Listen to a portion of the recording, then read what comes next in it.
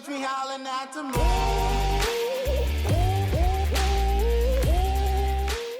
What's up guys, and welcome back to Park Pros. A couple days ago I realized that it's been a hot minute since we've talked about any coaster speculation or rumors on this channel. And I've been really feeling in the Christmas spirit lately. So today I'm going to give you 7 of the wishes on my coaster Christmas list. AKA the coasters that I most want to see at some of the parks that I talk about most on this channel. Now in my opinion, each of these are ideas that would be worthy of their own video, and there's no saying that I won't do that in the future, but these are 7 rapid fire coaster additions that would be amazing fits for the respective parks and would make me very happy to see as a coaster fan. Some of these are commonly discussed in the coaster community, and others are ones that I would just love to see happen personally. And while not all of these ideas are totally realistic, they are all very fun. So without further ado, here is my 2020 coaster Christmas wish list. Let's kick things off with one of the more grounded ideas on this list, which is RMC Hurler at Carowinds. This addition seems like an absolute no-brainer, and I'm honestly a little shocked that it hasn't happened yet. For those that don't know, Hurler is a cloned wooden coaster that opened at both King's Dominion and Carowinds in 1994. King's Dominion's version of Hurler operated until 2015, and then RMC came in and transformed the ride into a really unique steel eye-box layout in Twisted Timbers. Carowinds' original wooden version of the ride is still operating at the park today. Now I know that Cedar Fair doesn't really like to do clones, but Twisted Timbers looks so good, they should just save some cash by having RMC replicate the work they did at King's Dominion in Charlotte. I think the only real red flag with this idea is that it would leave Carowinds with Woodstock Express as their only wooden coaster. But RMC and Hurler would give Carowinds a top 5 of Fury, Copperhead, Afterburn, Intimidator, and Twisted Timbers, which is undoubtedly one of the best coaster lineups in the entire country. Stop delaying the inevitable and just get this done, Cedar Fair. We all want to see it. Next up on the list is a B&M Hyper Coaster at Silver Dollar City. This is another one of those additions that just seems to make so much sense. If you take a look at Silver Dollar City's current coaster lineup, Outlaw Run is one of the most intense roller coasters in the world. Time Traveler gives a pretty forceful ride despite technically being a family-oriented coaster, and even the coasters in their supporting cast like Powder Keg and Wildfire have a kick to them. B&M Hypers, for the most part, are pretty tame rides that focus on speed, height, and floater airtime rather than intensity, so it would be a very complementary addition to the rest of their lineup. And obviously, B&M and Silver Dollar City have already worked together on Wildfire, which is, for my money, one of the most beautiful and scenic roller coasters in the country. Give me a big, beautiful, majestic hypercoaster that towers over the Ozark Mountains and gives all the views of Table Rock Lake. I promise I won't ever complain if it has bad pacing or a boring layout.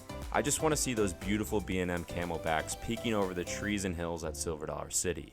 Next up on the list is a Chance Hyper GTX at Adventureland. While Adventureland is getting a 4D free spin called Dragon Slayer to replace Dragon in 2021, they're strategically placing that coaster where there's still a prime plot of land within the park's lagoon.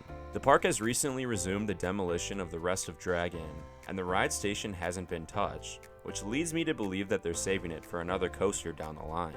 I can't think of a better fit for this park than a compact airtime machine like Chance's Hyper GTX model. These rides have small footprints that pack a punch and deliver great moments of ejector.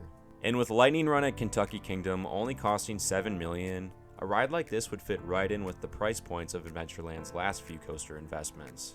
I actually do think that this is one of the more realistic options in this entire list because Adventureland's owners have been dumping cash into the park, now adding 3 coasters in the past 5 years. A miniature hyper-style coaster would be another great addition for this rapidly expanding park.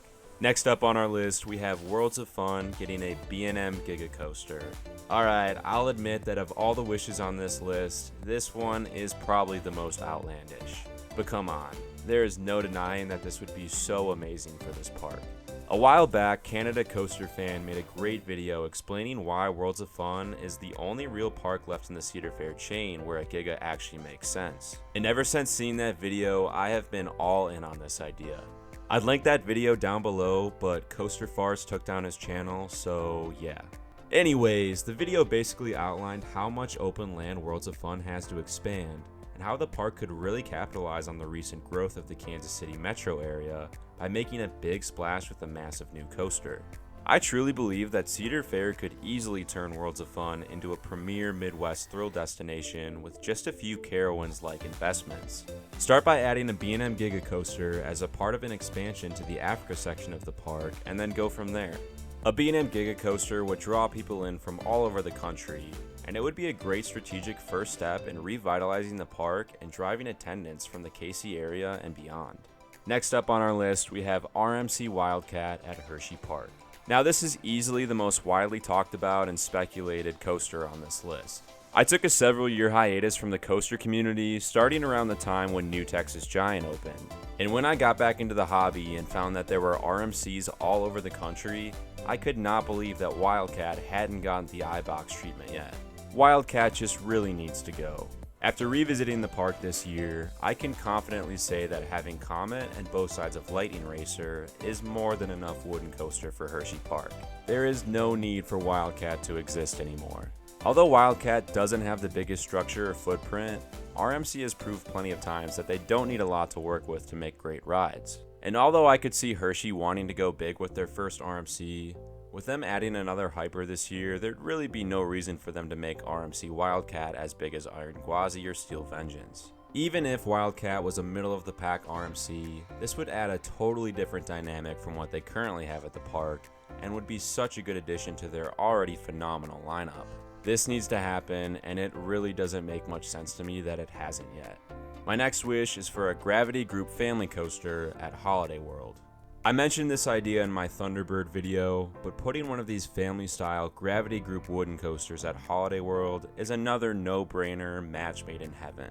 The park has worked with Gravity Group a bunch ever since Voyage opened in 2006, and these smaller-scale wooden coasters have been smash hits at just about every park they've been installed at. The lack of an intermediate family coaster fitting somewhere between Holidog and Raven on the thrill scale is the most gaping hole in Holiday World's entire ride collection.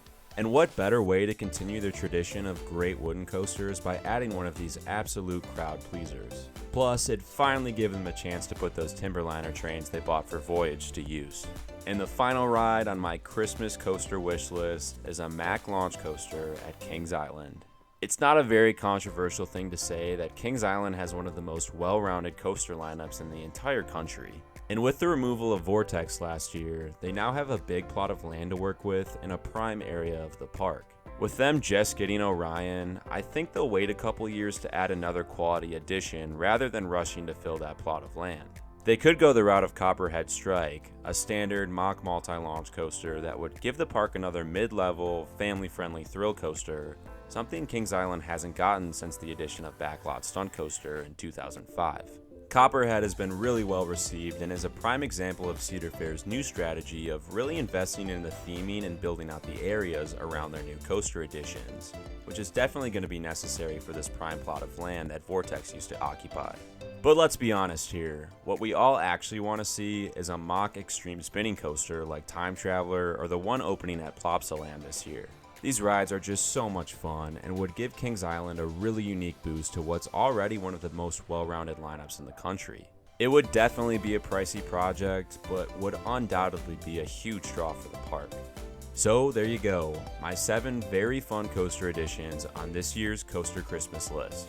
Let me know what you guys thought of my ideas and leave me a comment down below on some of the coasters you have on your wish list. With that being said, I hope you guys have a safe and healthy holiday season. Thank you as always for checking out the video and supporting the channel. And as always, we'll see you guys next time.